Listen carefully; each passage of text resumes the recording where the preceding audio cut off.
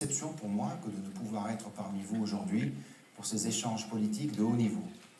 Ils viennent couronner une semaine de travail intense à laquelle j'ai été heureux de participer lundi à Marseille. Cette déception est d'autant plus grande que vous recevez ce message sur une île particulièrement chère à mon cœur et non loin de cette magnifique réserve de Scandola qui illustre parfaitement ce que la volonté des hommes peut faire en dépit des difficultés pour protéger la nature. C'est en même temps une grande satisfaction que de vous savoir réunis autour de ce sujet qui est pour moi et pour Monaco une priorité. Car cette réunion témoigne d'une nouvelle étape dans le développement des aires marines protégées. Après le temps des expérimentations dans Monaco sonore, d'avoir été parti depuis longtemps, avec notamment la réserve littorale du Larvoto et surtout le sanctuaire Pélagos, établi en partenariat avec la France et l'Italie, les aires marines protégées abordent de nouveaux défis. Leur efficacité n'est aujourd'hui plus à prouver, aussi bien pour les écosystèmes marins que pour les populations riveraines. L'enjeu est désormais de renforcer les AMP existantes, mais aussi de favoriser la création de nouvelles. Alors que la Convention sur la biodiversité à Nagoya avait fixé l'objectif de 10% de surface marine sous statut protégé en 2020, objectif à mon sens insuffisant, mais qui sera pourtant difficile à atteindre, il est en effet urgent de trouver des solutions. Car les océans, que l'on dépeuple avec avidité dans certaines zones, ne pourront pas attendre éternellement.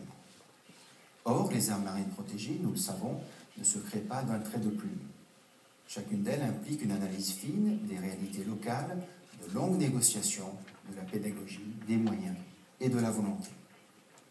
Pour faciliter le renforcement en Méditerranée d'un réseau exemplaire d'aires marines protégées, je me félicite de ce que, comme j'ai pu le constater à Marseille au début de cette semaine, l'initiative prise par ma fondation d'un fonds fiduciaire issu d'une réflexion menée avec les acteurs présents l'année dernière lors du congrès sur les AMP à Antalya ait fait l'objet de discussions fructueuses avec les administrations françaises, mais aussi de manifestations d'intérêt certaines de la part des maintes institutions intergouvernementales et non gouvernementales.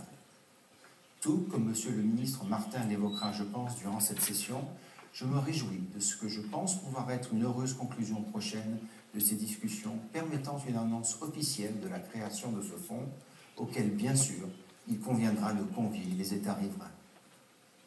Pour favoriser les moyens et encourager les volontés, le plan d'action global 2013-2017, qui est au cœur de votre réunion d'aujourd'hui, aurait évidemment un impact important.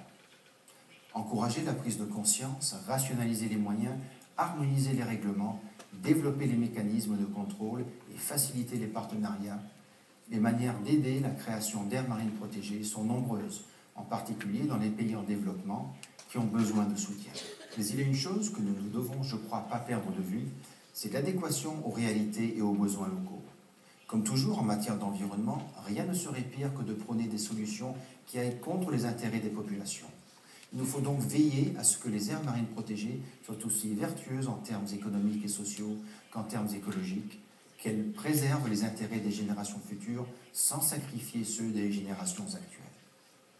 Il s'agit bien entendu d'une équation complexe, mais elle est, je crois, au cœur du nouveau monde qu'il nous faut aujourd'hui construire si nous voulons que l'humanité puisse continuer à vivre en harmonie avec les océans. Je vous remercie.